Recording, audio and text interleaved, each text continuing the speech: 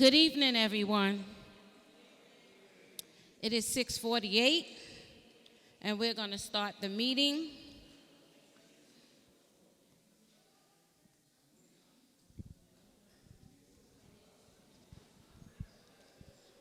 My name is Alice Lohman, and I am the chairwoman of Community Board 5. Thank you, and I thank you all for coming out tonight. We don't have quorum yet, but we're going to go on with our meeting. We don't have anything to vote on, so we're going to start with the community voices. But before I start with the community voices, I want to introduce my board. To my left is going to be my second vice. Charles Bullock, second vice chair. Good evening, everyone. Albert Scott, parliamentarian. Good evening, Gina Watson, recording secretary. And now to my right. Miguel Feliciano, first vice chair. Welcome again. And we're going to start the community voices now.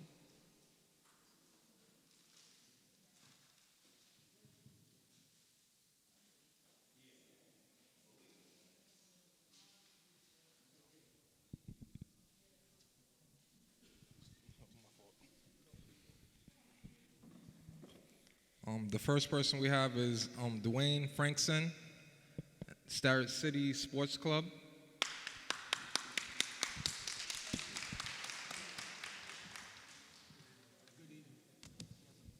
Good evening, members of the board. My name again is Dwayne Frankson. There isn't a typo there. I actually have two quick announcements to make. One I'm doing for a friend. I don't know, is anyone here from Starrett City? Familiar with Starrett City? Okay. So if you've been in Starrett City for any amount of time, you may have heard of Starrett Judo. They've been operating there for at least 20 years. Sensei Parnell Legros has been operating it out of the school. Right now, he is at the Brooklyn Sports Center. They've had numerous national champions, some Olympians. They do really, really great work there. So I'm going to leave a flyer in the back concerning that. I'm also up here because on December 14th, 2024, I'm holding a Zoom workshop called Inspiring Organizational Success for 2025. The workshop is for organizations, not-for-profits, houses of worship, anyone who is interested in changing the world and been working real hard and changing the world. That's what it's about. We're going to get together. We're going to talk about some of the organizational science behind how teams work and how teams work well, and introduce that information, learn from each other, and build a network around that learning.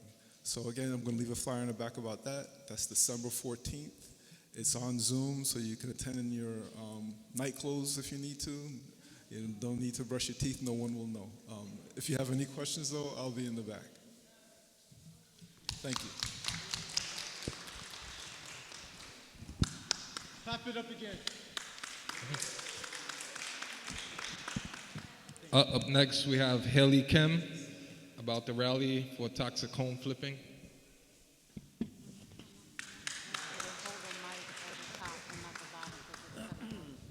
Good evening, CB5. How are we doing tonight? Excellent. We can do a little bit better than that. How are we doing tonight? All right, so my name's Haley Kim. I'm the Director of Community Organizing with Cypress Hills Local Development Corporation and the lead organizer for the East New York Coalition for Community Advancement. And tonight, one quick update and one announcement. The update is about the totem development, and we have some exciting news. Previously, Totem would have had to remove all of Herkimer Street to be able to build their massive development that the coalition has been fighting against. But as of a few weeks ago, we've had notice that Herkimer Street will remain on the map. Woo! Yeah. Yes. And this is thanks to everyone here, too. And the announcement that we want to make is about a rally we have coming up on December 5th, 10:30 a.m. on the steps of City Hall. This is going to be something really exciting, and we also have to thank Councilmember Sandy Nurse because she's going to be introducing a resolution with City Council to end toxic home flipping on December 5th. Yes. And what toxic home flipping is it's just like a predatory practice where corporations, massive wealthy corporations, come into low to mid-income communities, majority of color, and they buy houses for under market rate. They buy it, make minimal improvements, don't really invest in it, and they sell it for 3 to 5 times the price. What are the effects of this? It causes a lot of displacement. It makes it so that first-time homeowners have a tougher time being able to afford a home. It raises rents. It affects small landlords.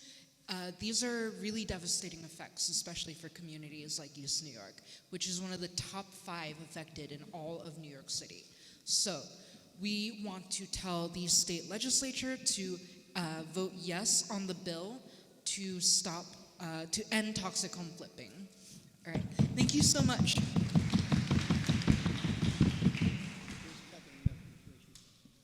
Up next, we have Brianna, anti-speech speculation rally. Hi, good night, everyone. Good to be here with you guys, my first CB meeting. My name's Brianna. I'm a board member of the East New York CLT, and I just handed every one of you one of these flyers for an anti-speculation summit that we're doing December 14th at 7 p.m. And for those who don't know, the East New York CLT is a community group here in East New York that's fighting for community control of land, because we know that land is power. And we know that East New York is rife with speculation and big corporate landlords squeezing money out of our property and displacing longtime residents, which Haley was just talking about. So if we're going to stop that, we need to actually control the land. We've also been noticing that big corporate landlords are buying up properties and holding them until they can raise the prices and displacing longtime tenants. So we're holding this summit in order to address that and to organize our neighbors.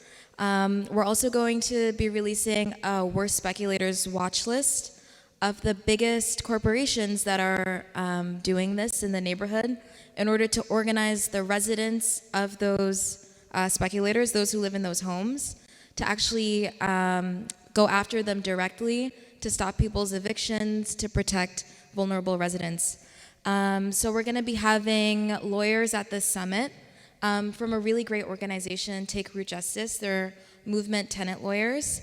They're going to be advising tenants around specifically a new bill. Has anyone heard of good cause eviction? Good cause. It's a huge win for the tenant movement, and it means that residents of smaller buildings that aren't rent stabilized, too small to be rent stabilized, have new protections so that they can get a lease renewal at the end of their lease, and they're protected from really big rent increases. So if you're a good tenant, you have to have a good cause for eviction. So that means that tenants can fight back against their landlord without risk of not getting their lease renewed. And so we're going to use that to actually target these big landlords. Al, do you want to add anything? Good. I just simply would add this: save the date, December 14th, Saturday, 137 Jamaica Avenue between Vermont and Wyona. These predatory speculators, predatory zonings, the bottom line is these economic predators are really destabilizing our community. There's no such thing as a housing crisis. It's an affordability crisis that's taking place. We all feel we all have those private conversations. Groceries are too expensive. Taxes are expensive. My God, school clothes are expensive. there's an affordability crisis, and these actors simply exacerbate these conditions and increase the economic sufferings for the working class community of Brownsville and East New York. So please register December 14th, Saturday. And one last thing, we're having a bingo night. On a lighter note, Ethel's holding up the flyer. We're having a really fun bingo night December 7th, also at 137 Jamaica. So we're going to hand out flyers for that. Thanks.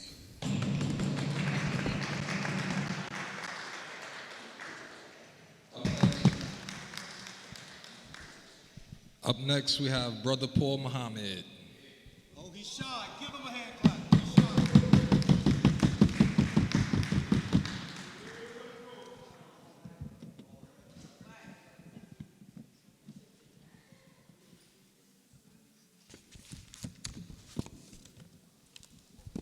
Assalamu alaikum, peace and blessings. Good evening to everyone. I'm going to get straight to the point. Last night we had a town hall meeting dealing with City of Yes that was hosted and put on by Councilman Chris Banks, and we had Sandy Nurse, the other council person. Last night I was very proud of our community as we asked the hard questions and dug into what this thing was all about. From the beginning, you know, when they write a document that's over 800 some odd pages and don't let you see it till they're ready to try to vote on it, you know something's wrong. We as a community have to stand for ourselves. That when they call this City of Yes economic opportunity, they weren't talking about you to get the economic opportunity. There are things about this document that, and the policies that go in place with it. I asked folks last night, did anybody know what 485X is? What is 485X? It's a tax credit initiative that developers know how to use, but you have no idea. That's what you'll need to build for these units they're talking about. That you'll need to act, you'll need to navigate that. They have the lawyers, they have the architects, they have everything in place, but you standing here and they're telling you can benefit from it. You have you don't have access to the banks. This was not designed to empower this community.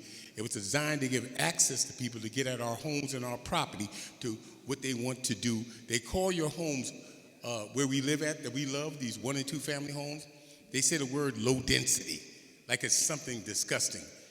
My family moved here for low density because we wanted to get out the tenements that we had in Manhattan. We wanted a little air.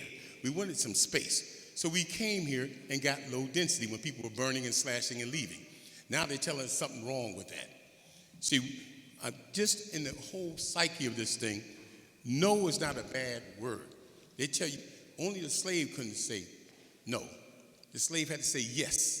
A slave has two things. He couldn't say no, and he did not own property because he was property. Owned property is an oxymoron, so they still look at you as a certain way owning this property. So we have to stand on that. Last night I heard, I didn't say anything to the councilperson Nurse when she was here because it was Chris's meeting, but I'm going to let you know something. She says she has 2 community boards. She really has 3. She said 1 voted yes and 1 voted no. She said Community Board 5 voted no and 16 voted, 4 voted yes, and 16 voted no, which she has a part of that. So she has 2 that voted no. And let me tell you something else about that voting 4. I talked to the land use chair in Community Board 4. I just was on the phone with him. She said the only problem they had was parking. That's not the whole truth. They had problems with the AMI affordability. They had problems with the houses takeover. They had problems with everything. But they were told and suggested, coming from other authorities, just vote yes and then put down what your concerns are. That's not this community board. You're not going to come to my house and offer me $1 and I'll say, yes, please give me $1 million afterwards. It's no and come with a better contract. That's the way we should be. So we have to understand the language and how people use it. They should have voted no because I saw the list of their concerns. So you get them here and they'll tell you, oh yeah, we voted yes, but we wanted all of this. She didn't mention that last night. She said all they had was parking. But I just got off the phone and I spoke to them a month ago. The land use chair of Community Board 4 said they had grave concerns, but they were asked to vote yes and listed what they wanted. We're not doing that here. So again, No is an empowering word. And let me just give you a definition of some folks, and I'm out of here. Say no sets boundaries. No can give you protection. And no can protect your mental health and well-being as a people. Thank you so much. Assalamu alaikum.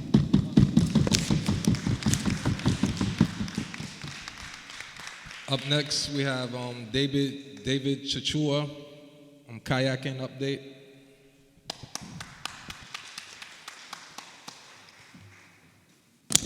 Thank you, guys. Hello, everybody. My name's David Chichuka, the School Programs Director at NYCH2O.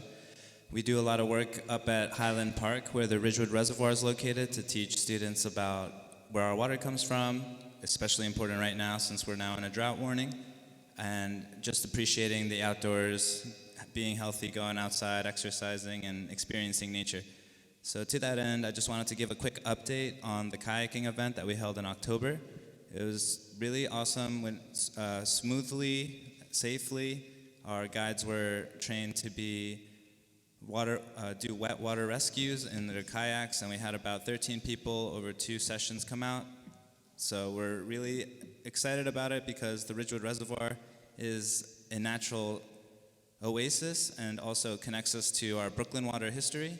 And we love to be able to improve access for more activities like kayaking and enjoying the outdoors and being active. So look out for the next one. It's going to be in the spring. We already have our permits in. We don't have dates just yet, but we're waiting on the Parks Department to get back to us on those dates. And then also we're hoping to launch the kayaks from a different part of the reservoir. If anybody's familiar, there are 2 pathways that go in between the basins or the holes in the ground and that go around the water part.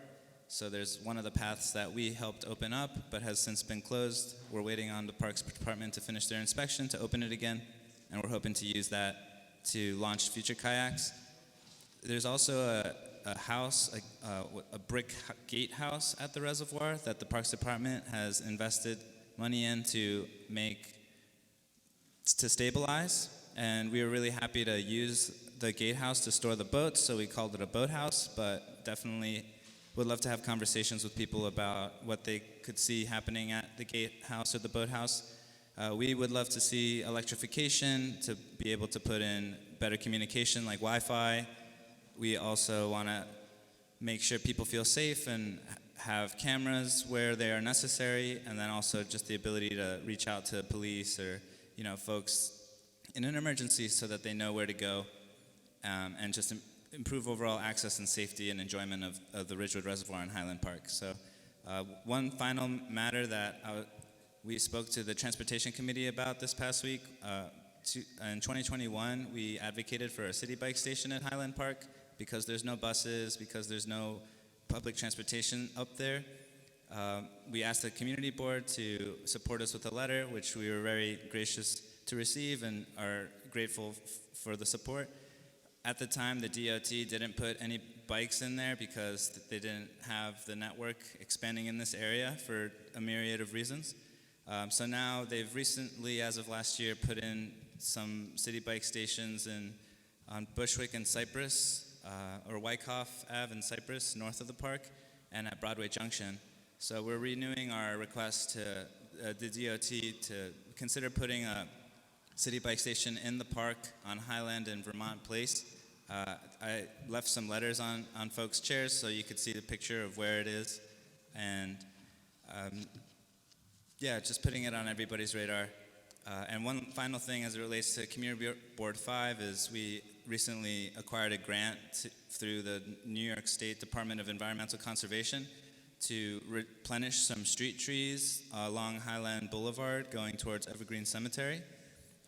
So want to thank Parks Department for the collaboration and locating the places where those trees would be helpful. And if anybody here has any ideas about parts of the community that could use shade, that could use greenery, we'd love to have those conversations, and I'll be here if anybody would like to share. So thank you guys so much. Up next, we have Miss Cox, Flexing and Fitness. Miss Cox, Flexing and Fitness.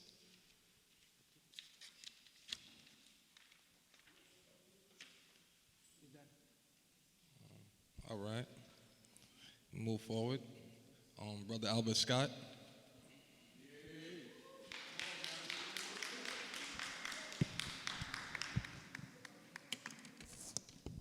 Good evening, everyone. An attack on one is an attack on all. Between our enemies, which is the predatory developers, predatory rezoning, predatory speculators, anyone that more or less inflict economic suffering in our communities is an enemy. Hence, that's why it's so vitally important to please connect and touch base and join the different movements in regards to fighting for legislative justice. One was mentioning in regards to the toxic house flipping. Let me just share a report that the East New York Coalition for Community Advancement did with Pratt and how it's all connected.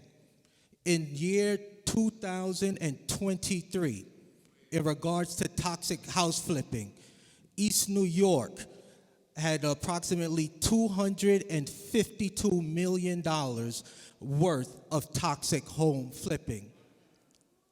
Jamaica, Queens, remember it's all connected,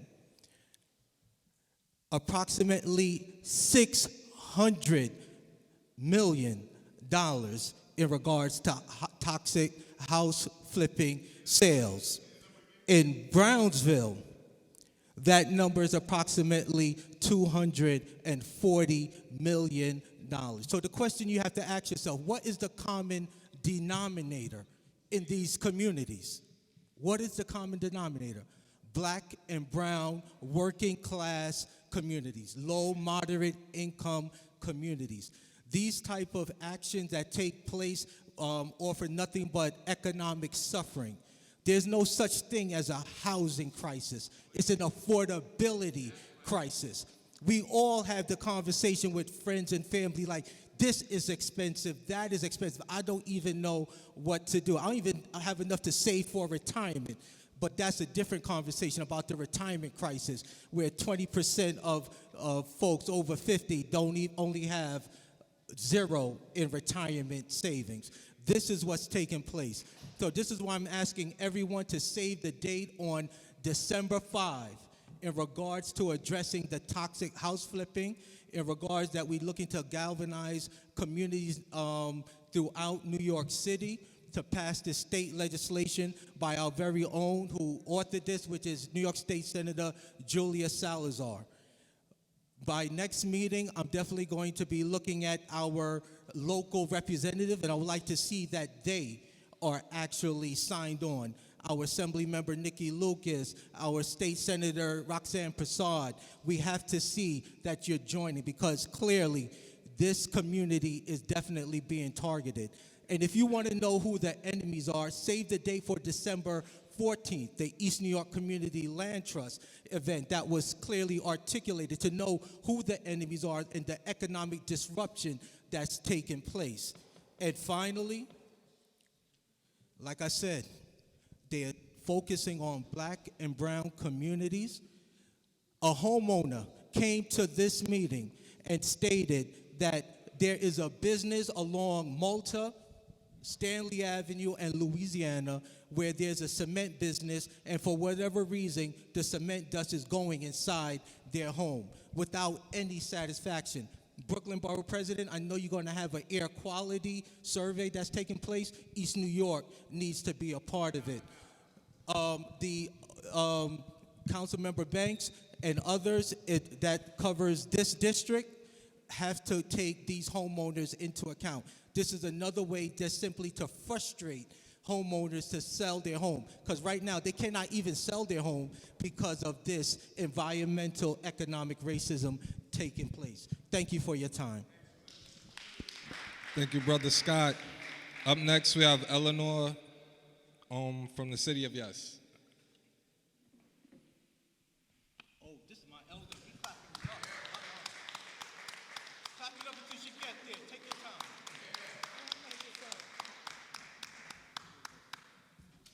Good evening, everybody. My name is Eleanor Pinckney, and I am president of the East New York Nehemiah Homeowners Association. And I'd like to start out by thanking the board for all the work and the time they put in, and for their decision to vote no on the City of Yes. The City of Yes does not benefit the homeowners of 1 and 2 and 3 family homes here in East New York. The City of Yes wants to put up larger buildings, but they don't want to provide parking. Where are all those people going to park? They'll be parking in front of our homes. We already have a crisis now of parking. People will be coming out here, and it's really going to disrupt the family pattern that we have out here in East New York. You know, we don't really want a lot of renters. We want people who are going to be invested, and we want people who want to own homes, because we want to talk about legacy. Isn't that what we want?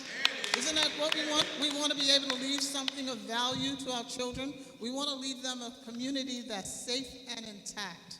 So I want to thank this board for the work it's doing, and I want to thank the various community organizations that are working to uplift East New York. Thank you.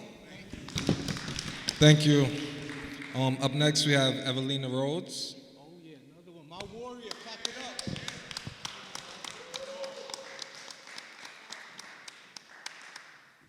You can clap it up again.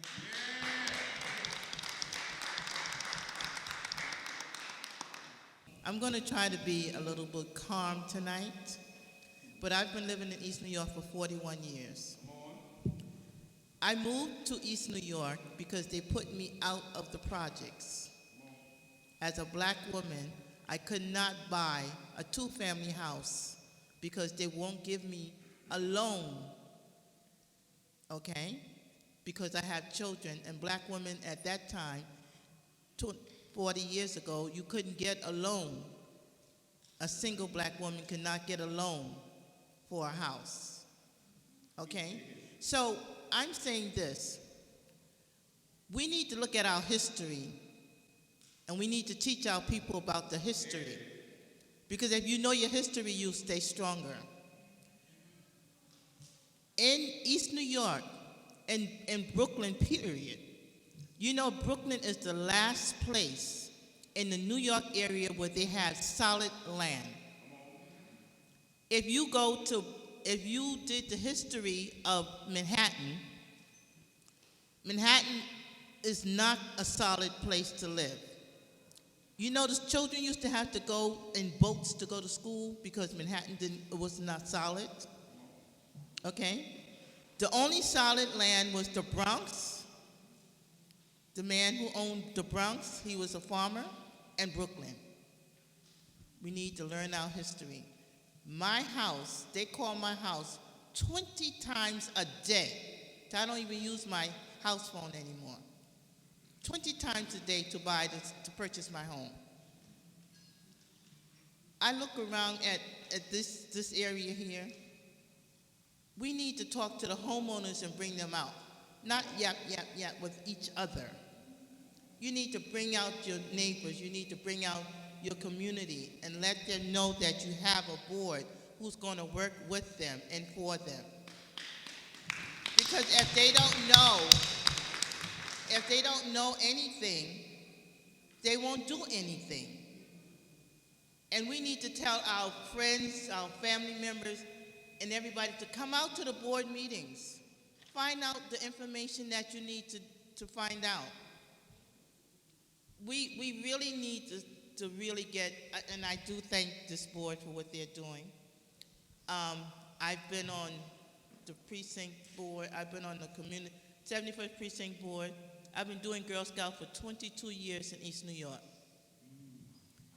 I have given my time to Girl Scout because I felt the need for Girl Scouts, the younger girls, to learn more about their heritage and about their self. We need to start treating we need to teach our younger people the history of their selves. We need to remember who and where we came from. Because we don't know. If we do know, we don't act like we know. We don't act like we know. We don't act like we own a home here. We don't act like we can have a building where you can have co-ops in the building. We don't act like that. This is why people are coming here trying to take over this whole area. They're telling you what to build in your own area, on your own land. When we bought our house, when I bought my house, they said, oh, you can't buy the land. I said, well, I don't want the house. Did you know 40 years ago you could not buy the house and the land? She's shaking her head because she knows, right? You couldn't buy the land and the house. You can buy the house, but you couldn't buy the land. We had to fight for that. Y'all shaking your head? Y'all know what I'm talking about. Y'all know what I'm talking about. These are things that people need to know, especially the younger people who are buying homes and investing in East New York. Do your history. Find out what is the strategy behind everything that's supposed to be done in East New York. I'm not giving up on East New York. Thank you. Thank you. So, and I'm a little bit disappointed that it's just a small amount of people here. If this was another neighborhood, it wouldn't be like this. You would be standing outside waiting to come in. We got to stick together more and find a way. So the next time I come to a meeting, I guess I have to have my car full.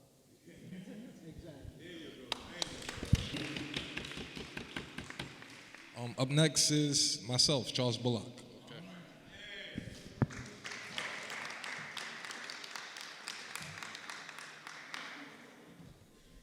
Good evening, everyone. My name is Charles Bullock, second vice chair. 20-year member of the Carpenters Union, shop steward, and heavily involved. I just want to give an update on my website.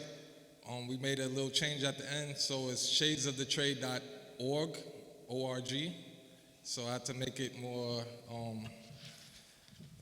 look better, like as an organization, nonprofit organization. I had .com at first, so I was able to change it to org.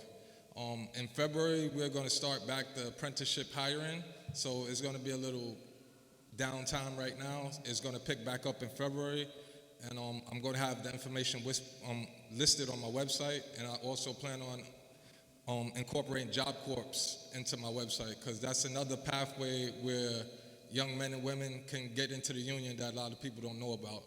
It's an older program, but I see that it works for a lot of people.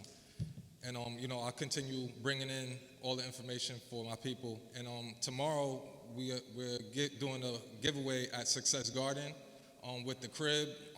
We have Councilman Chris Banks there, and other community organizations. We're going to be feeding the community. So Shades of the Trades, we're going to donate something for the community, and we're going to help out.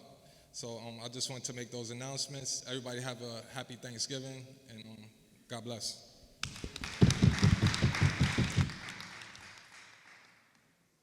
Up next, we have Kelly Pierre, All Access Golf.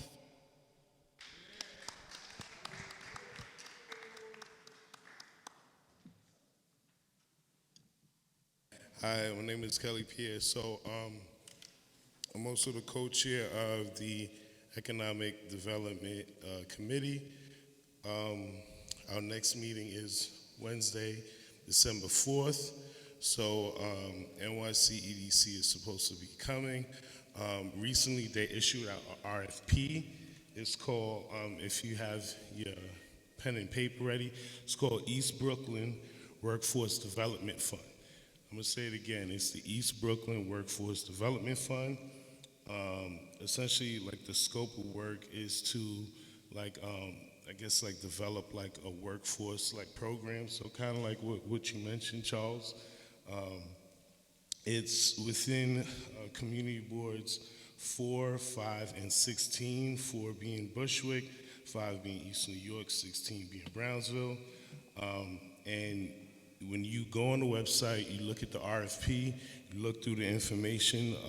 The figure 3 has the program pre-development activities, which would be like the scope of work, and then also the eligible requirements.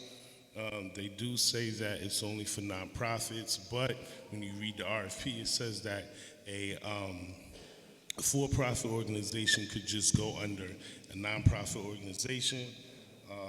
The award amount is 50 grand to 250 grand per individual organization. They said that if it's 2 or more, then that cap gets like lifted, so it could be up to about like $1 million. The RFP is on the website. Read it and ask questions like when they come. Also, invite like any organizations that you may know or businesses in East New York to come attend the next meeting. Thanks. Thank you, Brother Kelly. Up next, we have Terrell Belfield, Square Data.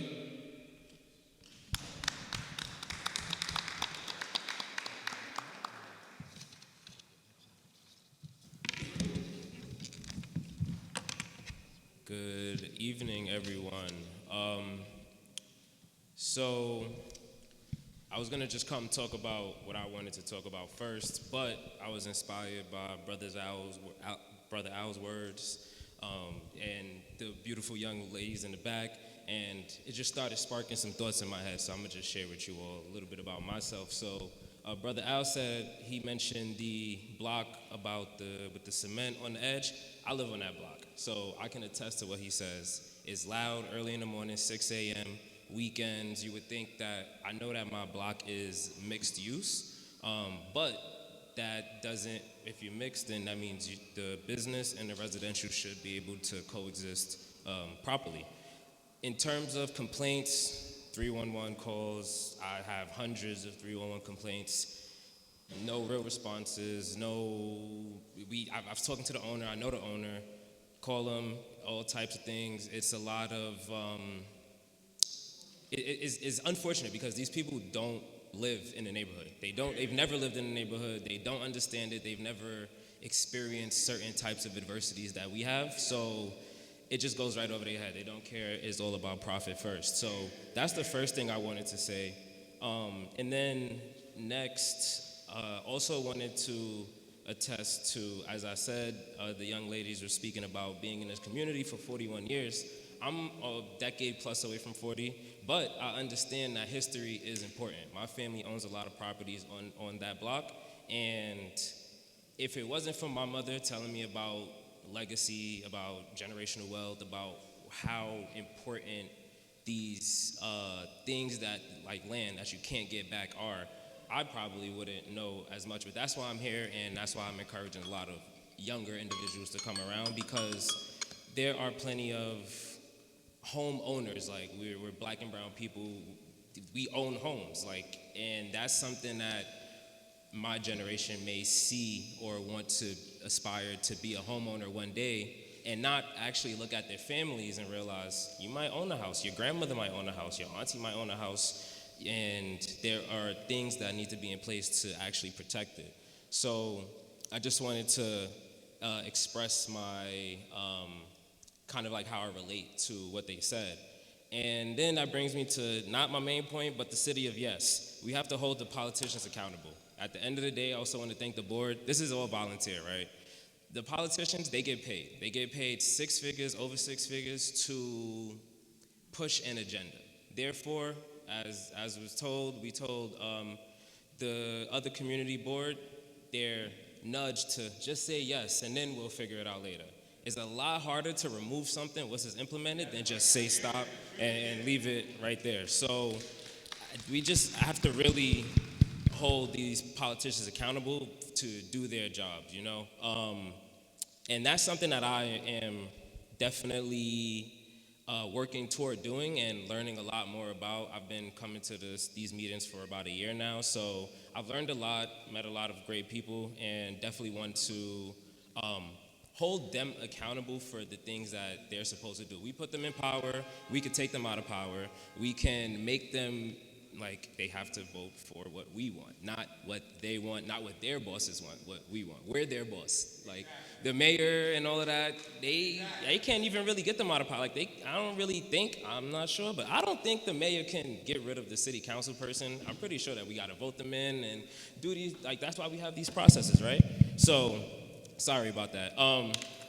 So really quickly, the only thing I wanted to say for my personal self was I would like to connect with organizations in the neighborhood because I have this company called Square that I'm starting. We're doing a pilot in December, and the purpose of the company is to connect with the communities in the way the communities want to. So we want to collect the data of individuals, so the Community Land Trust, the East New York Coalition, things like that. We want to make sure that your users are heard and get increased retention. So when people come out, we want to make sure that they actually come into something that they want to and not just something that that doesn't relate to them. So sorry, thank you, I appreciate it. Thank you. I had a lot to say today. Thank you. Can one of you bring me the electors report or the committee? It's not there, right? No, I need the elected officials sign the sheet. Thank you.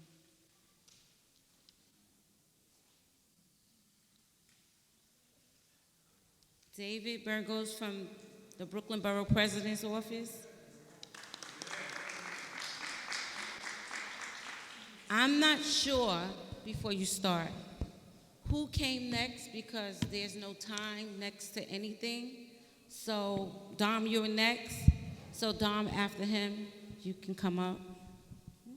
Good evening, everyone.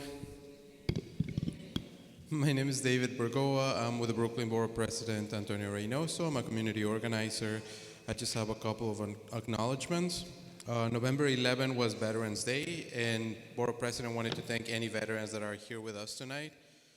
He hopes that everybody has a meaningful Thanksgiving spent with loved ones next week. We're getting a little ahead. Now, some of the upcoming programming, we have an MTA Capital Plan open house, and that is going to happen on November 21st. If I'm not mistaken, that is already tomorrow. I left flyers on the table if anybody's interested. BP Reynoso is partnering with the MTA to host an open house for their 2025-2029 capital plan at Brooklyn Borough Hall from 4 p.m. to 7 p.m. At the event, you're going to hear from MTA leadership about how the plan will impact Brooklyn. You'll also have the opportunity to speak with MTA experts about the plan, fair discount programs, and career and business opportunities. So I left the flyer on the table for anyone that's interested. We're also going to have an Albi Christmas tree lighting on November 26th. BP Reynoso is partnering with Downtown Brooklyn Partnership to host a Christmas tree lighting at Albi Square at 5 p.m. We will have live music, sweet holiday treats, and an ugly sweater contest. Make sure you wear your ugliest sweater in the nicest way possible. And we're going to have a countdown to light up the plaza. Join the fun and help us kick off the holiday spirit in downtown Brooklyn. We have one more upcoming event. I will mention it. We don't have a flyer yet, but we are partnering with the Department of Buildings to address outstanding summonses with property owners. The Department of Buildings will provide one-on-one session to constituents that will identify, correct, and supply information regarding DOB summonses. This event is going to take place on Wednesday, December 4th from 1 p.m. to 7 p.m. Right now it's at the Cypress Hills Local Development Corporation, 276 Chestnut Street. That may change, so if you're interested in this event, please come see me. I will take your information, and we're going to keep you posted. We still get to confirm a couple of details, but please come see me, especially if you're a part of a homeowner association, a block association. This would benefit a lot of the members of your block association. Lastly, as a recap, we had Rapping Max Robot. On October 30th, BP Reynoso partnered with Welder Underground and ESAB to unveil Rapping Max Robot to the park outside Brooklyn Borough Hall. Rapping Max Robot is an 18-foot sculpture welded by young people which celebrates hip-hop and breakdancing culture. You can visit the Rapping Robot outside Brooklyn Borough Hall now before it moves to Paris later in 2025. This is a beautiful sculpture. If you have a chance to come see it, it is really pretty. And again, it will be leaving us to go to Paris later in 2025. Without anything else to say, I want to wish everybody, question? Yes. Brother Paul, we're not taking questions. No, not right now. We're not taking any questions. It's 7:30, right? We have somebody who's presenting. We have two people, the young lady, Ms. Cox from NYPD. She didn't hear her name being called. I want to give 2 minutes. But I'm going to give you in my report about the ADA. I've been speaking to the Borough President's office, Chris Banks' office, and a sergeant from the 75th Precinct called me because the mayor, because of the complaint that I put in, the mayor have them working on the ADA. We're supposed to be getting a new wheelchair lift. And they said they ordered it. So I just want to let you know that I've been talking to them. The mayor heard me. Chris was at a meeting when I spoke about it. So Chris is involved, myself, the mayor, the police department. We're definitely with Mr. Reynoso. He's helping as well. Because I stressed to him that Ms. Pugh has not been able to come to a meeting for more than 2 years because of the wheelchair. So behind the scenes, I am definitely working on that. Yes, and everybody, thank you again. Have a very happy Thanksgiving. Enjoy the time with the family. Thank you, Madam Chair. Thank you. Dom Alexander from Councilwoman Sandy Nurse's office. How y'all doing, family? Good evening. I'm Dom Alexander. Family call me Damo. I'm the Director of Outreach and Events for Councilmember Sandy Nurse. I said a lot last meeting. We had meetings every day this week. I had Councilmember yesterday. I heard that was very interesting. So I'm keeping it short. We got 2 events coming up. The first one is our turkey giveaways happening this Saturday from 10 to 11 is RSVP. Our RSVP is closed, but from 11 to 12 is first come, first serve. So please pop out. We are at 56 Pennsylvania, right next to 50 Penn between Atlantic and Fulton. Pop out, get a turkey, invite me to Thanksgiving. I'll be there. Next up, this is my favorite one. I'm putting this together, Highland Tree Lighting. We're bringing Rockefeller to East New York. We got the big tree. We lighting it up. We had it last year. It was great, but this year we going even bigger and harder. We got the ice skating rink. It's going to be free. Bring out the kids. We got free hot chocolate. We got Black Santa. If you know Santa Your Way, Google it. Check out Santa Your Way. Very big, Black owned, and it's going to be here in East New York. We're going to have some ornament making, hat making, live music, performance. It's going to be great, and I'm going to put this out there, but it may not happen, but I'm trying to get Mariah Carey to come. Facts. Trying to tell you, I'm working on it. She may be here, all right? So make sure y'all work on y'all harmonizing, all right? But yeah, that's it. That's going to be actually Sunday, December 15th. So I know Sunday is usually hard, but please bring the kids out. It's from 6 to 8. We're going to be at Highland Park, Lower Playground. That's on Jamaica Ave and Elton. There will be no disc golf there. Cool? Love y'all. And if you have any or any of the speakers, please see them after the meeting. I just want to move the meeting along. Okay? Thank you. Thank you. We have Jonathan Benacourt, Cott. I always mess your name up. Charge it to my head, not my heart. Thank you. Good evening, everyone. Good evening. If you don't know, my name is Jonathan Betancourt. I'm here representing Congresswoman Nydia Velasquez, who represents parts of East New York and Cypress Hills. I'll try to keep it very short and sweet, but we have a lot of stuff that has been going on, so please bear with me. I want to start off by mentioning that last month, NYCHA received $185 million to ease the rental arrears that everyone has experienced since the pandemic. 185 and $150 million of that came from the federal government. which the Congresswoman supported in the American Rescue Plan. Also, I want to mention the Congresswoman introduced Mel's Law. So Mel's Law is actually law of the land here in New York, but she wants to make it a federal level. What Mel's Law is that it would require colleges and universities receiving federal funding to establish a policy to award posthumous degrees to students who passed away before finishing their coursework. It was inspired by Melquan Jatel Anderson, who was tragically shot and killed at a bus stop in Brooklyn in 2017. It's the law here in New York, but we want it to be the law across the country.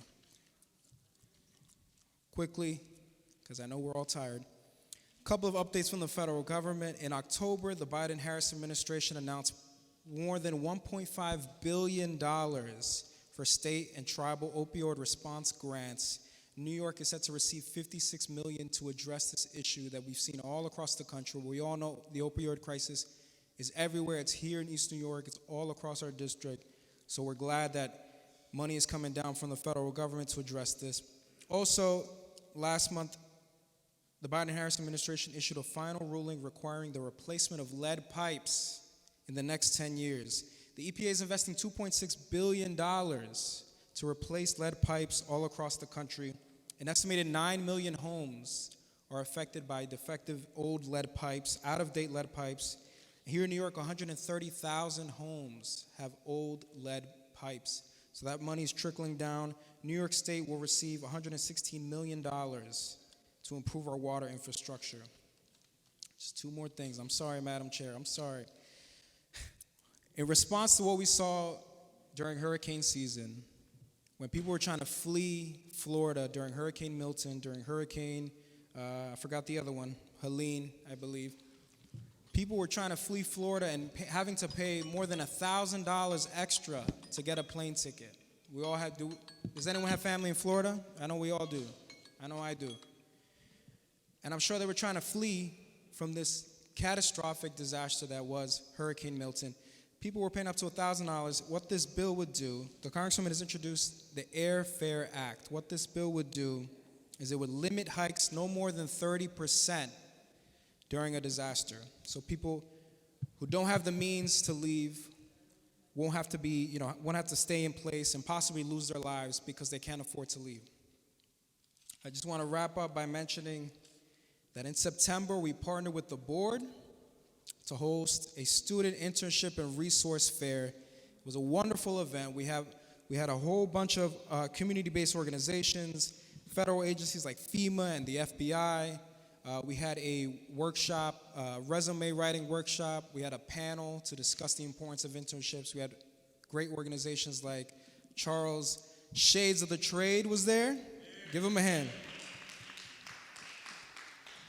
So it was really a success. A lot of students came out, and this is something we're eager to host all across the district. Let me just wrap up by saying that while we don't know what's going to happen in the next couple of months with this new administration that's coming, the Congresswoman will continue to fight against any cuts to U.S. Department of Education, any cuts against initiatives to address climate change, which is real. Listen, it was 80 degrees in November. 80 degrees in November. I'm sweating right now. Maybe it's just the heat. But it's not normal, and it's real. We have to address it. So she'll oppose any cuts to initiatives for climate change, any cuts to Medicare, Medicaid, SNAP, Social Security. So she'll continue her fight in Washington. And yeah.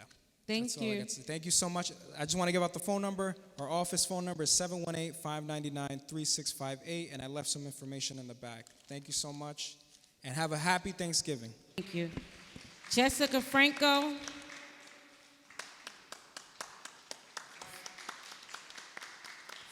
Representing Julia Salazar's office. Hello, everyone. Good evening. Thank you for coming today, and I hope everyone enjoys their holidays and really appreciates and takes the time to spend time with their family. I think sometimes, in the busyness of our life, we take things for granted, right? And so it's always good to kind of just take that second and realize that even though there's a lot of moving parts, there's so much to still be grateful. I know for sure here as a community board member and as a part of this community, I am surely grateful to know that you guys are here and to know that we're always working together. I joined in partnership with the Congress member's office, with the city council members, and so we're always working together to support the community.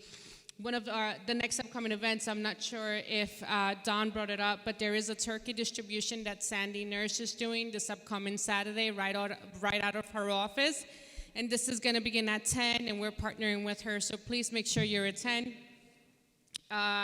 December 4th, we are having a Day of Action in partnership with Cypress Hills LDC. We will be partnering up with them at 137 Jamaica Avenue. And so what that means is that we will be helping constituents fill out the HEAP forms.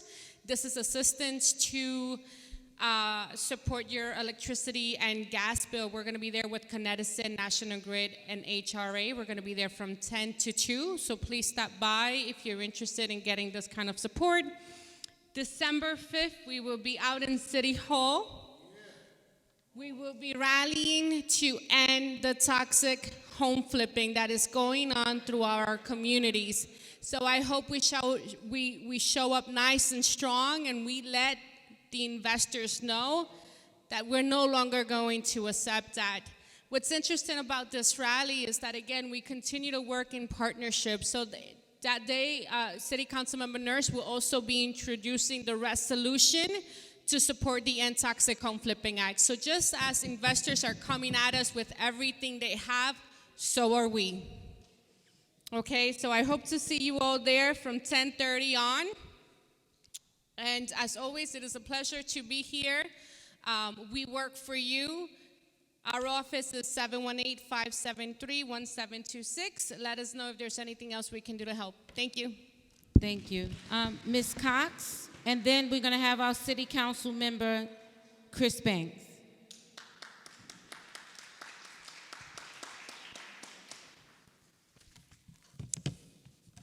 Good evening, everyone. Good evening.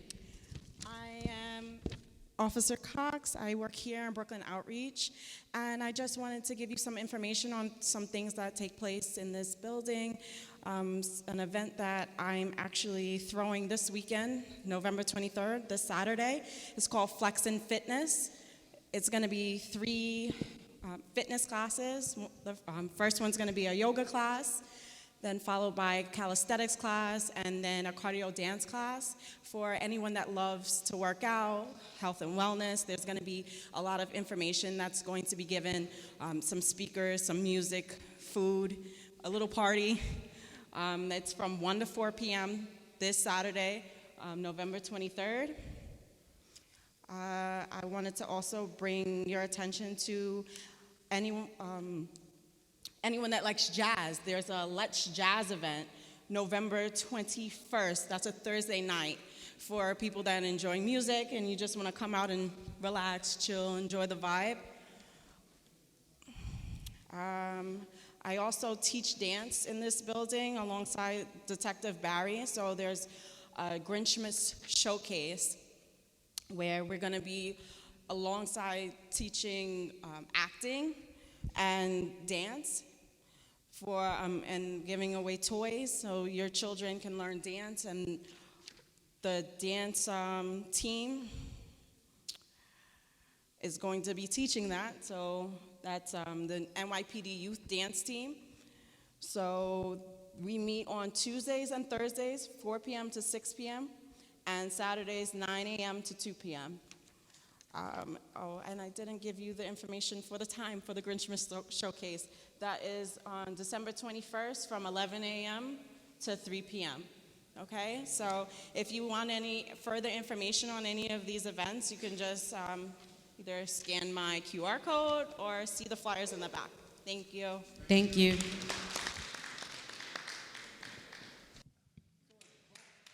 Good night, everyone. First of all, again, it's always good to be back amongst the community board and amongst community members.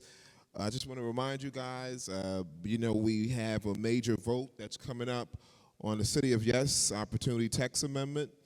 The committee is scheduled to vote tomorrow at 11:30, so we're waiting to see what's reported out of the Land Use Committee.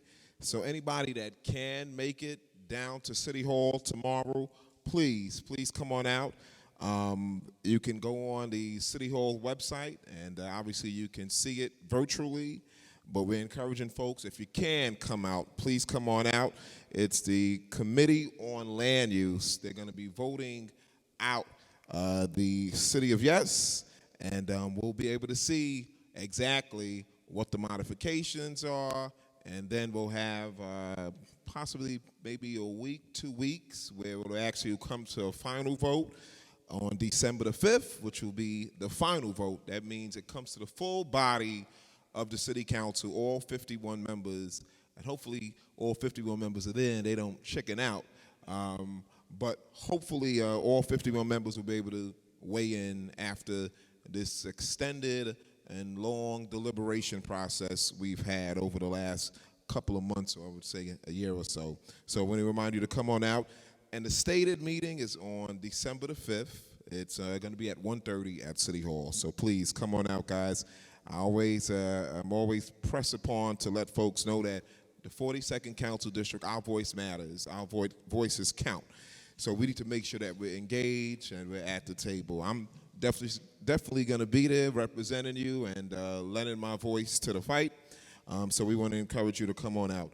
Also, too, guys, we also had a major accomplishment working along Speaker Adams, the first female black speaker representing the New York City Council.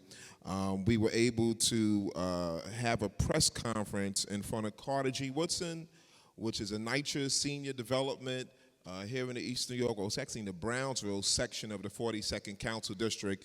And basically what we did, we celebrated along with Council Member Brennan, who's the chair of the Finance Committee, and also Council Member Hudson, who's the chair of the Aging Committee. We were able to announce the restoration and of $6.8 million to secure and restore the senior security apparatus that was trying to be cut by this particular administration. Not only did we protect our seniors, but we were also able to save 125 union jobs. And these are folks, give that a round of applause. 125 union jobs, and these folks are actually brothers and sisters at 32 BJ. So that was definitely a great success for all 55 senior sites or developments throughout the entire city. 2 being in the 42nd Council District, Vandalia Houses, and also Carter G. Woodson, which is in the Brownsville side of the district. And keep in mind, the reason why we held it there was because 3 or 4 years ago, there was a serial killer that killed 3 seniors in that building. So we wanted to remind the mayor the importance of having a security guard on the ground, boots on the ground at these senior developments, and why having that body, it serves as a deterrence. So we were glad to celebrate that, and we thank all the council members who came together. And obviously me leading it as the chair of public housing, we were able to have that accomplishment made. So we thank the speaker for that and all my other council members. Also too, we were also able, as you do know, I've been bringing attention to the Penn Track. The Penn Track is the area back there in back of White Castle where you have those sex workers working, and obviously we know that that's been going on for years. But we've been bringing attention to that particular area so we can get the resources to deal with the activities that's been taking place back there. So we held a couple of, obviously we did a couple of media interactions, and we've been in constant talks with the administration, with PD, to put pressure to bring resources to go after the Johns, bring back the stings that they did. I think they had a couple of stings that they did 6 months ago or 4 months ago. They did it once or twice, then it stopped. It netted about 15 folks. They put them in the post, they shamed them, and we said if you go after the demand, you'll get rid of the sex workers that are back there. They'll go to another location. We just don't want them out here in our community. So we want to make sure after all the complaints we got, we are able to address that. And not only that, but we're saying if you're putting all these resources in Queens on Roosevelt, I believe it's Roosevelt Ave, I believe they had a major operation, a very in-depth operation that has went on for months, and they've been able to stop and clean up the activity there. So we said if it's good in Queens, it should be good in East New York. So we are having that conversation. We're putting pressure on the administration, and we were hoping that we'll get some resolve on that. Also, too, guys, we want to remind you that we passed a major bill called the Safe Hotels Act. And basically, this is in line with dealing with some of the issues of the sex workers in our community because, and like I had said this a month or so ago, I didn't know that motels or hotels in our district didn't need a license to open up. They just needed basically a certificate of occupancy and they can open up a motel. So there was no regulation on those particular motels or hotels, or what we call hot sheet hotels. So basically what this particular bill does, it allows the city, gives the city tools to be able to regulate them and go after those bad actors who are using their hotels as hot sheet hotels and shut them down. And this was a major piece of legislation. I think a lot of folks that, the council members that supported it, I think it was over 41 council members, a veto-proof majority that supported this particular bill, but I supported it on the public safety aspect because I knew what was going on in a lot of these hot sheet hotels and motels where you can get a room for 4 hours, only pay like $75 or whatever the dollar amount is, but nevertheless, that particular bill will regulate it and end that practice. And also, too, guys, we want to remind you we're having our free turkey giveaway on Sunday, the 24th. We want to remind folks right on Ashford and Linden at the Linden Rehabilitation Center. We're going to be giving out turkeys there. We have 3 other locations we're going to be giving out turkeys at throughout the entire district. I have a pretty big district, so we want to make sure we're hitting East New York, Brownsville, East Flatbush, and also we did another one somewhere in East New York. We partnered with New Hope. So we want to just remind you guys, if you want to come on out, 12 noon, Sunday, we're going to be giving out turkeys. Please come on out. We're also partnering. We have a holiday dinner that we're having on November the 23rd at the Penn Workman Community Center. It's going to be from 1:30 to 5 p.m. Please come on out. We're partnering with a host of organizations. So please, guys, and it's important, guys, that we fellowship. And after we eat the turkey, after we have all the dinner, let's get back to work fighting for our community. Thank you so much. Have a good night. Thank you. Moving on along, we have a presentation. The presentation is from one of our own board member, Odessa Finn, and she's going to talk about Black maternal health.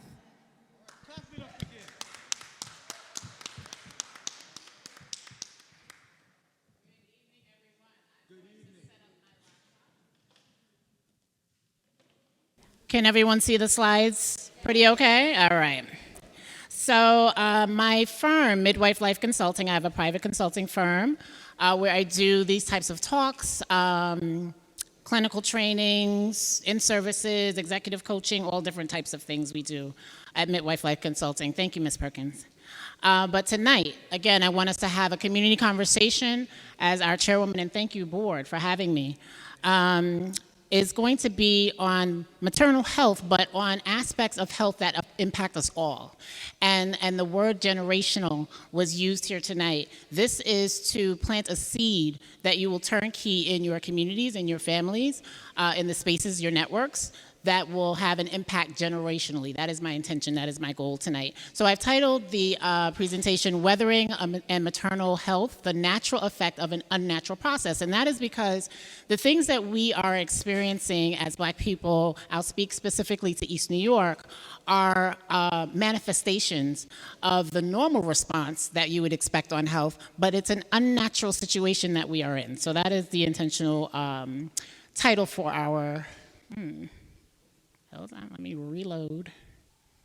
All right, so just a little bit about me, because why would you want to talk to me? So would I have a license? What does that mean? I'm also a lactation consultant, someone that supports people in lactation and provides education. I'm also a minority woman business enterprise. So I fill a lot of roles with contracts in terms of my work with the City Department of Health. Executive Director of Midwife Life Consulting. I am going to be adding some clinical practice on there, so stay tuned for that. I'm also the New York City representative to the New York State Midwifery Board, our professional organization at the state level. I'm a member of that board, so I go to community events, I participate in panels and different discussions, and then turnkey and we participate in a lot of legislative acts and turnkey that information to our membership at our quarterly meetings. I'm also a new member of the New York City Department of Health Maternal Mortality Review Committee, and that informs my work in really large ways. We look at all of the maternal deaths in New York City, and then as a very diverse group of midwives, doctors, anesthesiologists, community-based organizations, just a very diverse group of people come up with recommendations on how to prevent maternal deaths. The research is showing that more than half of the maternal deaths are preventable. And then I am a new member of the CIRCA, so that's the Coalition to End Racist Algorithms. One racist algorithm that you may be familiar with is the VBAC calculator. That is the vaginal birth after cesarean calculator. I'll tell you, I won't name the facility, but I was working at a facility. I was a baby midwife at that time. I've been a midwife since 2011, so I was a baby. But I knew that this wasn't right. And the highest doctor in obstetrics is the maternal fetal medicine doctor, the MFM. So I was doing per diem work at a facility here in Brooklyn, and a young woman, 21 years old, having her first baby. She was in labor. She was losing her absolute mind. Her mother, it's very hard to see your loved one in pain, even though you know it's a natural process. She wanted whatever was going to take this pain away. And so the MFM came in. They admitted her too early, but we won't go there, and said, well, we can give her a C-section. And the worst part was, we can give her a C-section, and then every baby after must be a C-section. I said, hold up, wait a minute.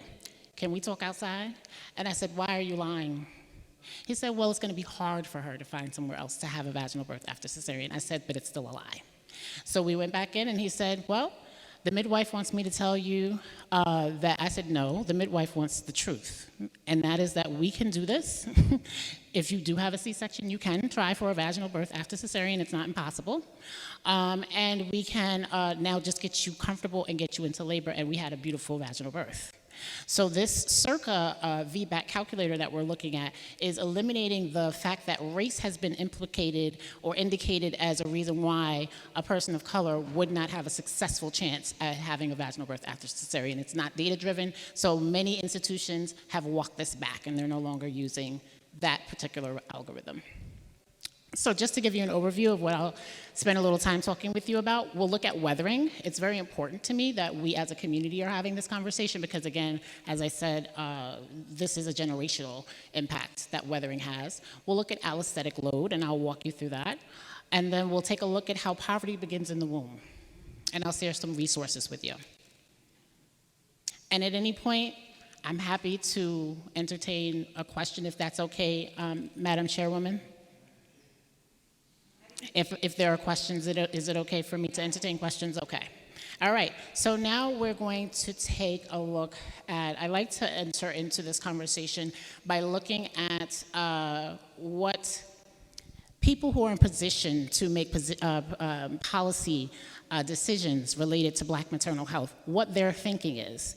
Now, this is Senator Bill Cassidy from Louisiana. He's a Republican, and he's also a physician. He's an endocrinologist.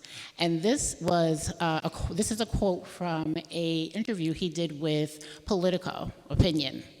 And he said about the number of the disparities in his state. We know that the southern states, when it comes to reproductive health, have a legacy of horrific outcomes. And of his state, he said, about a third of the population is African American. African Americans have a higher incidence of maternal mortality. So if you correct for population for race, we're not such an outlier as otherwise appears. Excuse me, there's a typo on the slide. Now, I say that not to minimize the issue, but to focus on the issue as to where it would be. For whatever reason, people of color have a higher incidence of maternal mortality. So one of my main goals tonight is to also help you to understand and to turnkey in your networks that your biology is not wrong. I'm going to say that again. Your biology is not wrong. The mindset of people that think that need to be educated. All right. So for that, we're going to turn to Dr. Arlene Geronimo. She is a public health professor at the University of Michigan, and she started her journey on this work in weathering. When we think about weathering, when we think about a stone or a rock in a lake or in a pond or a body of moving water, over time, that rock is going to change its texture, and it may even change its size and become smaller because it's being weathered. So this is the idea behind the concept of weathering. And when Dr. Geronimo was a young public health student, she had the privilege of serving in Central Harlem, where a lot of research, observational and otherwise, has been done on the black population, and disparities have been identified by observing this population back into the 70s and the 60s. I mean, the 70s and the 80s, excuse me. So when she was in this program, she went to Central Harlem to work with some of the pregnant teens.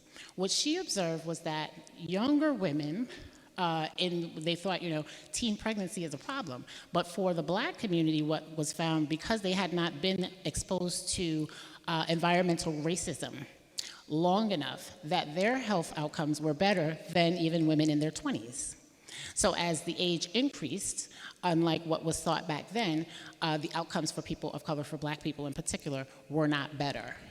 So that's where her work started. She was observing this trend and saying, I know even when I trained as a midwife, the thinking kind of was genetics and, your family history and this type of thing.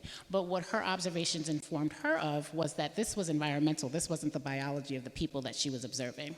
So we look at weathering, and I want to talk to you about the response that is normal for you to have as we go into a discussion about allostatic load. The response that is normal for you to have when you are exposed to any type of threat. That could be a physical harm. It could be a dog coming towards you. It could be a perceived threat, that someone is agitated, like the young man that was in the room yesterday. Anything that causes you to have a response that is normal to help you get up out of there. What is actually happening, and I'll talk to you about this in more granular detail in a minute, is that your body is preparing to go or to fight, whatever it needs to do. So biochemically, what is happening is that your heart rate increases to start shunting blood to those larger muscles that can help you really run or really fight. It helps you to circulate oxygenated blood. So these are things that are your pancreas and other organs start releasing glucose and other steroid hormones to help you to have the energy to get going. Now, that's in response to a normal trigger. So this is the biochemical response to a threat. What can happen if this happens over time on a consistent or chronic basis, like with the stone in the river, is that it has a cumulative effect on your cellular, down to a cellular level. Stress can cause changes in your biology. So it's not your biology that is having the problem. It is the environment that is now pushing you over the edge, weathering you down. So cellular level damage due to stress of poverty and discrimination. This has been very well documented. So I described this already, the increase in heart rate, right shunting of oxygenated blood to the body parts that can help you get up out of there. Now, when we think about maternal health, you're now gestating a baby. If the body, so when we think about nature, I was telling someone this the other day, we say that we are the highest intelligence on the planet, but I looked out my window the other day, it was freezing, and I saw some birds on some tree limbs, and they were just chilling. So how intelligent are we? But when animals are in nature, if they are in labor and they perceive a threat, their bodies will stop laboring. And this is true for us as well. Their contractions will space out, they will get to safety, and then their body will go back into labor. I can't tell you how many times I've seen a mom come into a triage and she doesn't have her childcare situated and her labor will abate. As soon as she knows her baby's okay, she has a baby like 30 minutes later, because this is how our bodies are designed. So when we look at this weathering process, if our biology in response to the environment is saying, this host is not a safe space, maybe the baby's going to do better on the outside. This is when we see increased rates of preterm labor and preterm birth and low birth weight, which goes along with that. So we talked about this, and it can cause you to, the stress can not only physically cause people to look older, but it can cause them biochemically to demonstrate levels, their telomeres, different indicators that are measurable to show that this seems to be an older person. The age doesn't correlate with what we're seeing biochemically. So I want to talk about the manifestations of social determinants of health. This may be a term that you hear thrown around a lot. I'll be honest with you, it's annoying to me. There was a part in the Brooklyn Borough President's comprehensive plan, which I'll be referencing in a little bit, where the outreach team collected some qualitative data, and the feedback they got was these terms like housing insecurity, social determinants of health, they don't really get to the heart of what they're experiencing. So I just want to plug that. Now, in terms of social determinants of health, this is a very old term. It's just becoming more popular, as is weathering. This research was done by Dr. Girolamo in the 70s, and people rolled their eyes and sucked their teeth and said, what are you talking about? These people's biology is wrong. The social determinants of health, I want to give you a textbook definition. Okay. Social determinants of health are the conditions in the environment where people are born, live, learn, work, play, worship, and age that affect a wide range of health functioning and quality of life outcomes and risk. I'll read it again. Social determinants of health are the conditions in the environment where people are born, live, learn, work, play, worship, and age that affect, and we talked about the elderly in here tonight. So I hope that this is all kind of coming full circle as I'm presenting this information. So social determinants of health are grouped into 5 domains, and the first one is financial. So we talk about economic disadvantage. I want to share a quote from the Brooklyn Borough President's Comprehensive Plan for Brooklyn that speaks to this and gives like some numbers. In 2021, Brooklyn's median household income was $67,753, significantly below Manhattan's $93,956, but comparable to the city's whole average. Approximately 15% of families in Brooklyn had incomes below the poverty level, compared to 13% in Manhattan and 14% in the city as a whole. A family of 4 is considered to be living in poverty if they earn less than $27,750 a year. The report goes on to say that, however, the poverty level provides an incomplete picture of the amount of income necessary for households to cover the cost of basic needs. According to the 2023 New York City True Cost of Living Report, which uses a bare bones budget of costs related to housing, food, childcare, health care, transportation, and miscellaneous taxes, and a tax credit, the true monthly cost of living for one adult with 2 school-age children in northwestern Brooklyn is $7,617. That's monthly. That's monthly. So when we look at a social determinant of health, this is what I want people to really think about. I don't have enough money to make it out here with these kids. That puts a psychological stress that is ongoing until the issue is resolved, and where's the light at the end of the tunnel for many of our families? So again, I encourage you to look at this comprehensive plan. The data in here is stellar, and it tells a story about our neighborhood. Health and healthcare access, education, and the quality of our education. We know about the school to prison pipeline. That's still alive and well.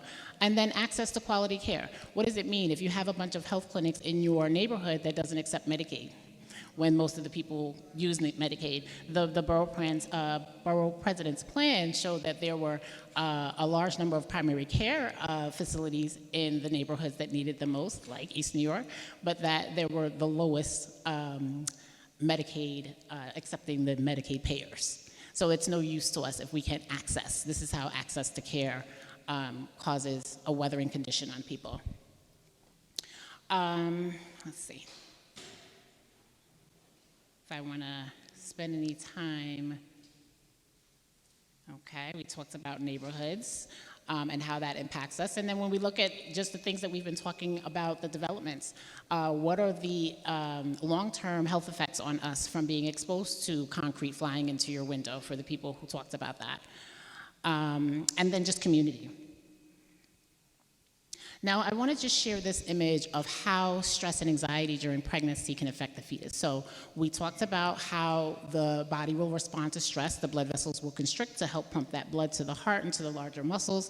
Your heart rate is elevated, and it's a sustained thing. So if you are living with these social determinants of health, I'll give you an example. I have a client that she's in a shelter in the Bronx, but her kids are in school in Manhattan because she started in Manhattan, but now she's in the Bronx, and she'll be in Staten Island in the next 2 weeks. That kind of getting my kids to school, how am I gonna get to my appointment? And then you get to your appointment and you're 45 minutes late and they wanna reschedule you.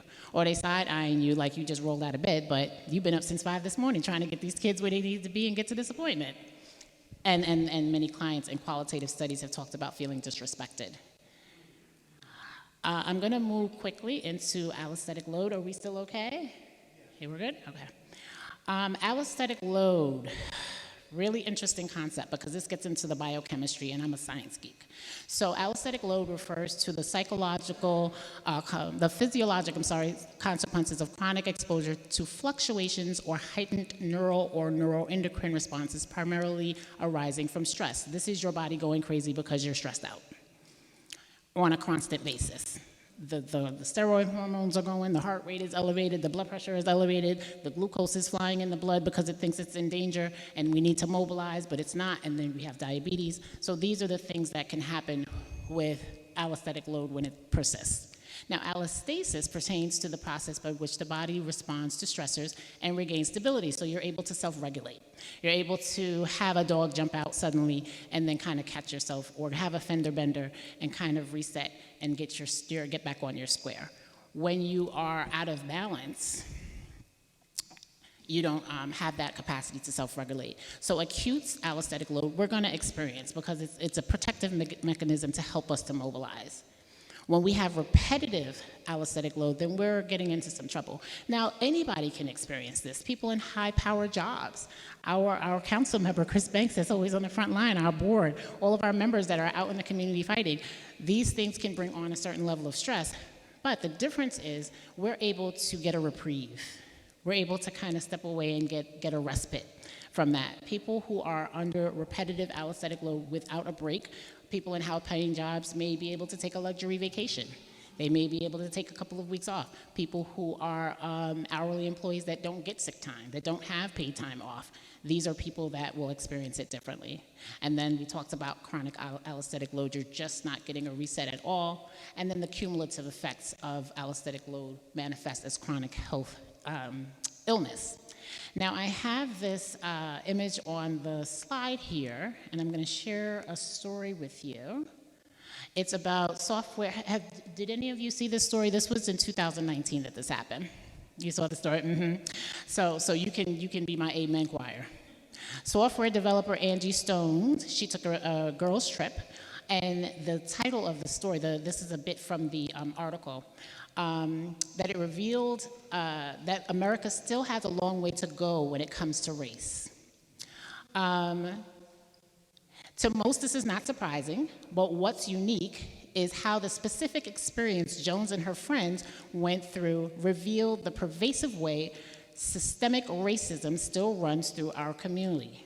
End quote. So what happened was this app developer, this woman is a boss. She's got patents all over the place. She is like, she's doing it out here.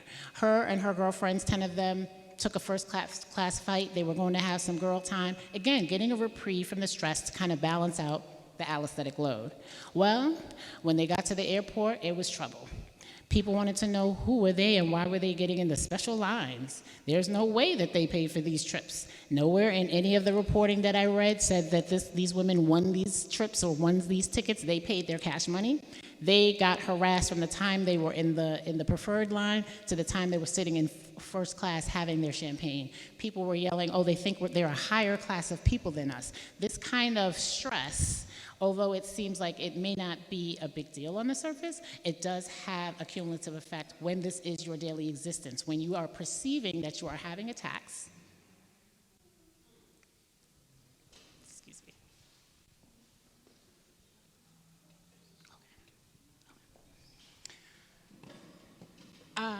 Let's see. All right. So I think I've made the point that this type of stress, we think that affluence, education, that these things are going to be protective. It's not. Sometimes in some of the reports that I read, it's harmful because now there's a target on your back because they're, you can't do better than me. And it put me in the mind of, I was reading, I believe it was one of the books that I'm going to recommend to you all, about a time during Jim Crow slavery when our ancestors would whistle Dixie to make the whites feel comfortable so that they wouldn't think that they were a risk or a threat to them. So they would whistle Dixie because it was a Confederate song, and that would make them feel, that would allay any anxiety that the whites would feel during that time. So that is weathering. I'm going to go quickly through a little bit of the maternal health landscape. This is something I'd like you to take a QR code, capture this QR code so that you can get this 35-minute documentary. It was a collaboration between Yahoo News and Harvard University, and it looked at the impact of toxic stress neurologically on the unborn fetus and the long-term health effects that could manifest as a result of that. So that's something I think you should all check out.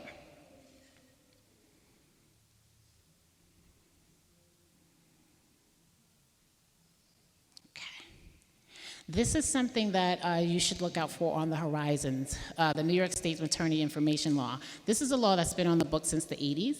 I have an affinity for elders. They have historical knowledge and just so much information to share. This is something I wouldn't have even known about unless I was willing to sit at the feet of one of my midwifery mentors who is very active in her retirement in legislation. And this is something that every person is supposed to get at their prenatal appointment, the first prenatal appointment. All of the statistics for the statistical data for the facility that they're going to plan to give birth in. This is a very huge tool for consumers to use when they're selecting where they're going to get their care and to give birth. So we're working at the state level from the midwifery organization and trying to push every space that I'm in. I try to push this as something that's low-hanging fruit. It's already on the books. We just need to make the institutions, it just needs to be enforced. These are some book recommendations I highly recommend. Medical Apartheid. It is an excellent, it's a very heavy read, but it's a necessary read to understand your history, as the sister said, so that you understand these health inequities. And when you go in to receive care, you're armed with the knowledge about who you are and what your body can do. Legacy is a tale of a doctor who practiced here in Brooklyn. Her mom worked at Kings County. She had 2 daughters. They were twins. They also went, I believe they went to Harvard and graduated. They were Legacy. And her experience, I mean, she wound up leaving and going to work in urgent care. She went to Kings County and saw horrible racial disparities. She went to NYU and saw even worse disparities. And she wrote a book about what she experienced and, the impact of a lot of the things that we talk about in this room. And caste is something I think is essential because when we think about racism, it's not really race. We're in a caste system. And when we understand caste, then we'll operate differently. So I'm going to leave it right there. That QR code is to my website, where I have more book recommendations, Midwife Life Consulting, so that you can enrich yourself and your network. And again, I'm just plugging the borough president's comprehensive plan because it's really solid. The data is good. I mean, it's holistic. It really looks at the why behind some of the data. And that's my time.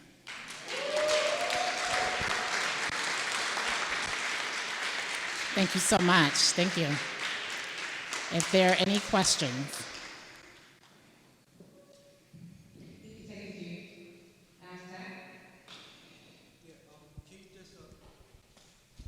Can you just share with us as far as in the perfect utopia, where should the investment dollars go towards and the specific timeline as far as to prevent the deaths during this process, and where more or less where should the investment dollar go?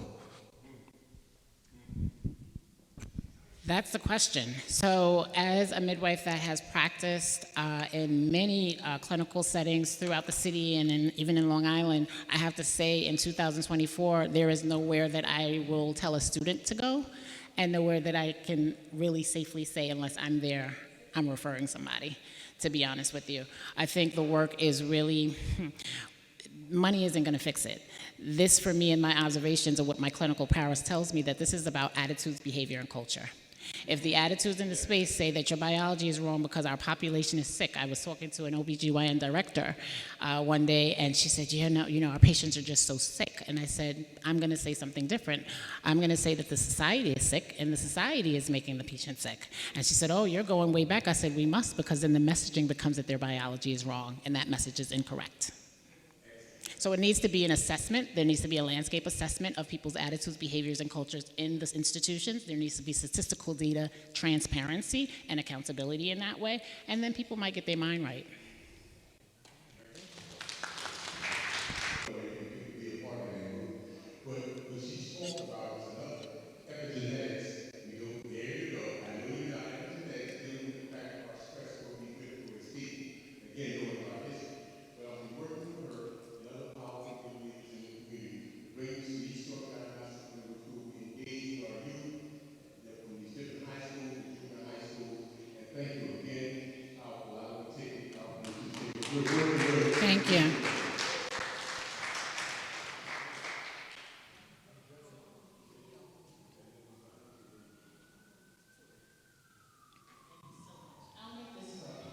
For those of us who know women who are pregnant, what can you tell them to be able to advocate for themselves in communities here if they're going to give birth here? What can they do to put themselves ahead in line? I would say one of the top line things, we see hemorrhages still causing people to wind up in ICUs and get blood transfusions. Reverse that anemia. Floridix is amazing. You can get it on Amazon. It's a liquid form of iron that is herb-based. So that would be my top line thing. Take care of yourself. Get outside and walk. You gotta be on top of your health because the stats are against us. It's, the statistical data is against us. Also understanding how to escalate a situation. When you're in a medical facility or any kind of practice, there's always going to be a practice manager. If you're in an outpatient setting, if you're in an inpatient setting, there's always going to be a nurse manager. There's always going to be a patient safety officer, which is usually a doctor. There's always going to be someone in patient relations to escalate to, and then finally to risk management. So I would say just understanding how that you have people that have to be accountable to your experience and write reviews. People go on and see reviews. There's some really interesting reviews online about facilities. They'll shop that way just to warn people. Also taking someone with you to just be another set of ears and to pulse the situation, because what's so interesting about this concept of weathering is that so many clients experience disrespect in qualitative reporting, but they can't put their finger on exactly what was happening that felt disrespectful. And some of you know that I was director of midwifery at Harlem Hospital for an interval, and because of anti-Black, racist sentiments, othering, I walked out. And 2 other midwives walked out with me. So these are the things that we need to do. There are always co-conspirators in the space, people that are complacent, that watch things that go on. I believe the family in Louisiana was the one that had the baby where the head was decapitated. who was in the room? How could this happen? And then they put the baby's head on and sent it to the morgue and to the funeral home like it was okay. The funeral home announced to these people that their kid was decapitated. So there are layers. Thank you, thank you, thank you. Board member Odessa Finn, thank you so much for that presentation. I just ask that you wait 10 more minutes so that we can approve. We can do a roll call. Ms. Perkins, can we do a roll call to see if we can approve the agendas and then our meeting will be over? We're going to forego the manager's report. We're going to forego the chairperson's report in the sake of time. Good evening, everyone. Just want to say again to Sister Odessa Finn, that was awesome. And Al, you asked the perfect question about budget focus because that's what community boards do. And I'm definitely going to reach out to you to help us fuel our submission to make sure that our electeds and the city agencies know just where to put the money in for us in East New York. So thank you again. As the chairperson said, I'm Melinda Perkins, District Manager for Brooklyn Community Board 5. Thank you all for coming out. We're at the portion of the meeting for roll call. So board members, when you hear your name, please just respond and we can move quickly. Board member Deborah Ack, Alfred Adams, Amiria Allen, thank you. Elma Burkell, Nydia Bonifant, thank you. Vivian Bright is excused. Alton Brown, Charles Bullock, Charles Bullock left. Arissa Cameron, Natasha Cherry Perez, thank you. Shakima Clemente, Juan Colon, Rachel Ellison, thank you. Miguel Feliciano, Angus Fisher, Wilfredo Florentino, thank you. Jessica Franco, thank you. Odessa Finn, thank you. Aura Goodwin, Andrea Granville, thank you. Thomas Haynes, Suzanne Jacobs, thank you. Ro Johnson, thank you.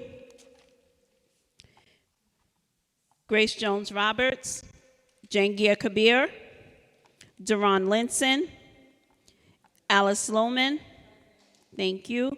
Crystal Matthews, thank you. Andretta Mitchell, thank you. Leslie Mullen Fields, Kelly Pierre,